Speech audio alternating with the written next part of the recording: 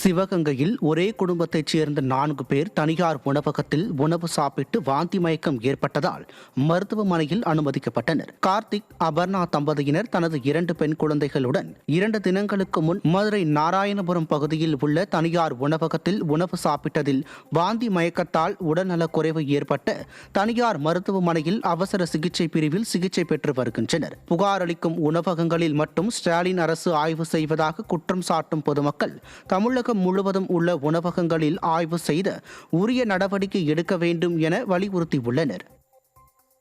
Night 1 மணிக்கு ஒவ்வொருத்தருக்கா வாந்தி பேதி போய்கிட்டே இருந்திருக்கு.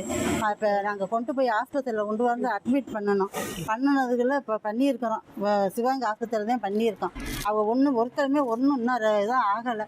அது நான் என்ன செய்யறதுன்னே தெரியலை. நீங்கள் உணவுத்துறை அதிகாரியை நீங்கள் எல்லா கடையிலும் நீங்கள் சோதனை பண்ணுங்க. இப்படி மக்கள் கிடந்து இப்படி நாங்கள் நம்பித்தான் ஒரு ஹோட்டலில் சாப்பிட போகிறோம். இப்படி கிடக்கிறவங்களுக்கு இவங்களுக்கு நாங்கள் பிள்ளைக்கு பொழைக்காதான 4 உயிர் கிடக்குது இந்த ஆஸ்பத்திரியில்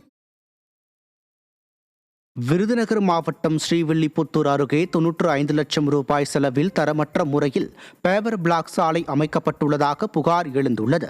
மம்சாபுரம் பேரூராட்சிக்கு உட்பட்ட 3 மற்றும் 4 வார்டுகளில் கடந்த ஆண்டு 95 லட்சம் ரூபாய் செலவில் முறையான திட்டமிடல் இல்லாமல் போடப்பட்ட பேவர் பிளாக் சாலை மேடு பள்ளங்களுடனும் விரிசல் விழுந்து காணப்படுகிறது.